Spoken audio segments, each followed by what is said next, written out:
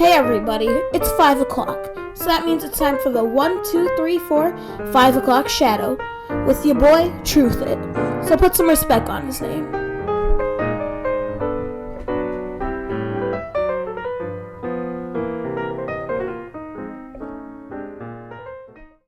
A.M. at the Waffle House, 5 a.m. now we at my house. It is your boy, Truthit, and this is the 5 o'clock shadow. If you're not familiar, get familiar.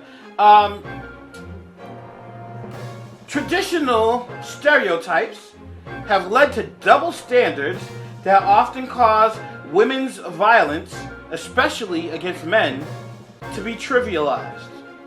Oh yes, we need to talk about this. Of course, because the man's name, who I can't get out of my mouth, Joe Mixon, who I claim should be in jail for hitting that woman the way he did, does lead to an interesting point. I did downplay the fact that she hit him first, and she waved Joe Mixon to that table. And wait, like, come on, and waved him on. So I've been looking at some cases of domestic violence where the women were the perpetrator.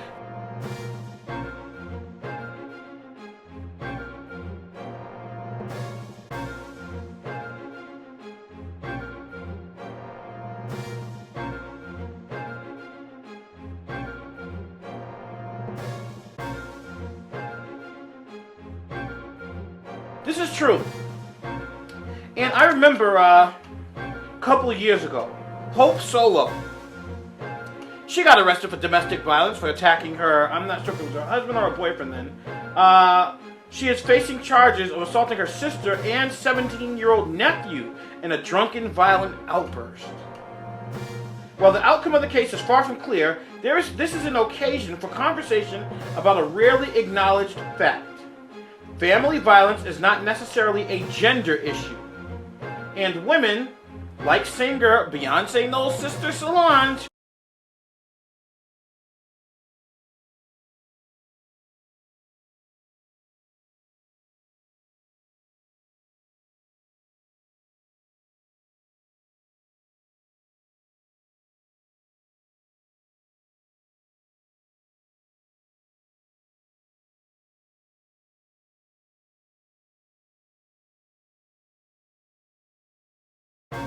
and nothing came of it.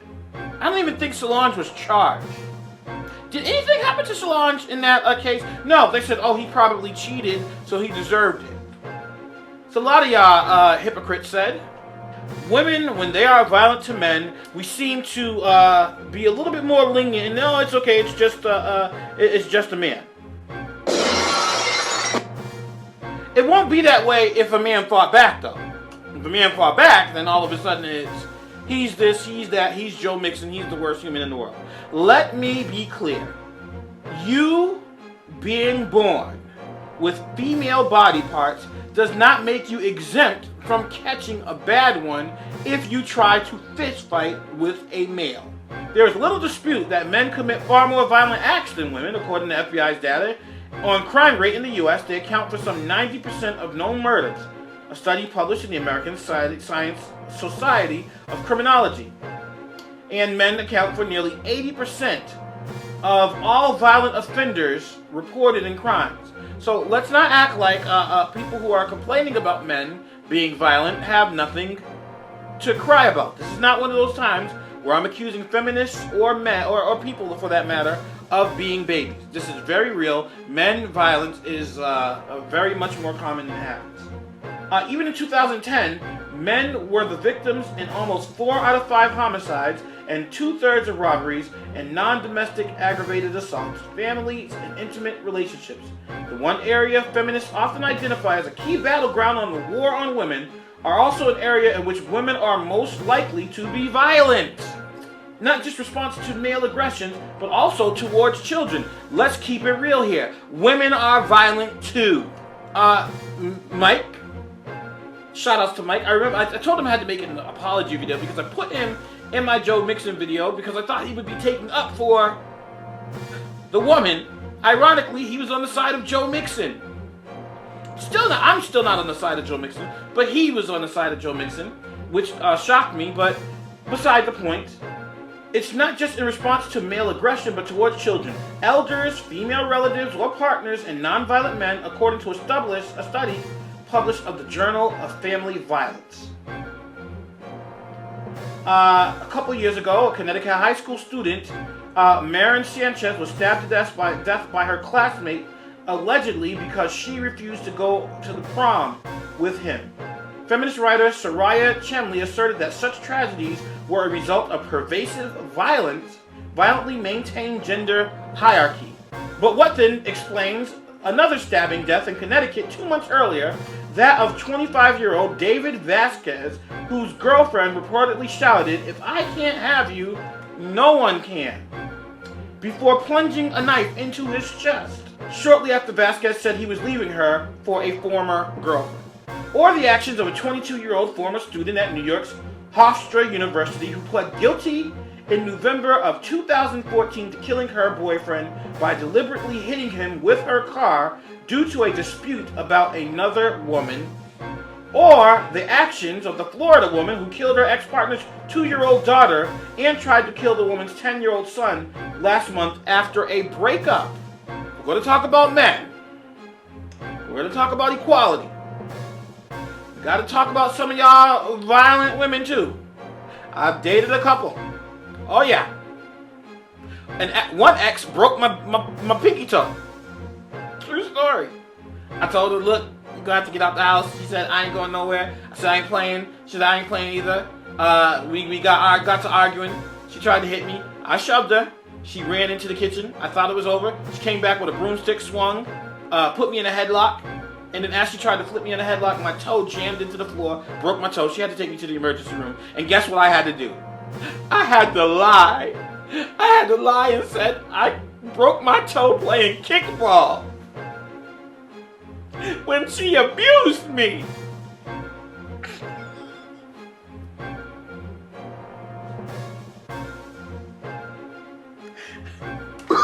That's a true story. No, that's a true story. That really happened. Oh yeah, that happened. Man, listen. I've dated some violent, like some females that, man, violent, very violent.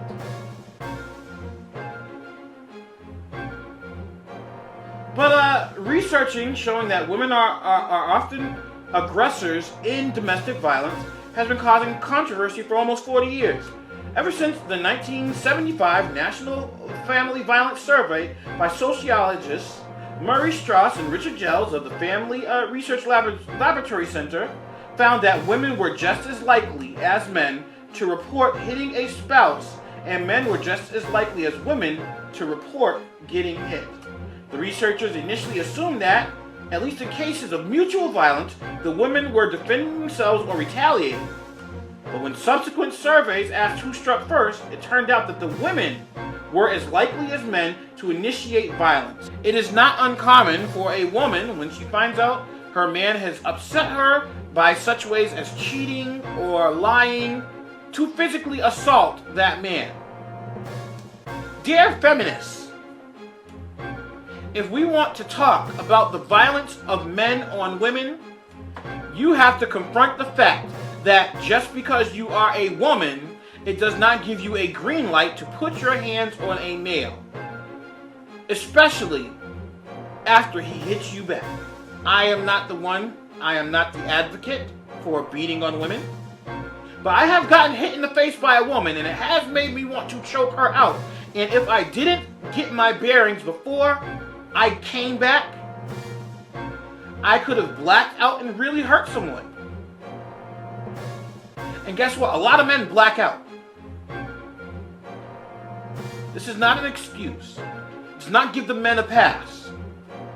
But you need to ask yourself, feminists and women, if I would have never hit that man first, would he have swung on me? Violence by women causes less harm due to obvious reasons in size and strength, but it is by no means harmless. Women may use weapons from knives to household objects, including highly dangerous ones such as boiling water, to neutralize their disadvantage. And men may be held back by cultural prohibitions on using force towards a woman, even in self-defense. In a 2000 review, Strauss concluded that in various studies, men account for 12 to 40% of those injured in heterosexual couple violence. Men also make up about 30% of intimate homicide victims, not counting cases in which women kill in self-defense. So what about same-sex violence? The study found that over their lifetime, 44% of lesbians have been physically assaulted by a partner, compared to 35% of straight women. These stats are 100% proof that women, y'all need to get yourselves right as much as men do. Violence is not the answer either way, and all of us are capable of being violent. And with the ongoing rise of violence being shown on cameras, and one suggestion I have is everybody just learn to keep your hands to yourself. There are times where I want to put my hands on people. This past week I've been called a baboon. I've been told my wife is an Edomite and I'm going to burn in hell for marrying her because she is white. I was called a white black supremacist. I was called a slave. And I think in almost all of those instances I could have possibly been annoyed enough to put my hands on someone. But I didn't. And I think we all, men and women, have to learn to practice reserve more than letting their anger get the best of them in any situation. Because just as the old adage says, it's never okay to put your hands on another person. Take a break. Be back on the 5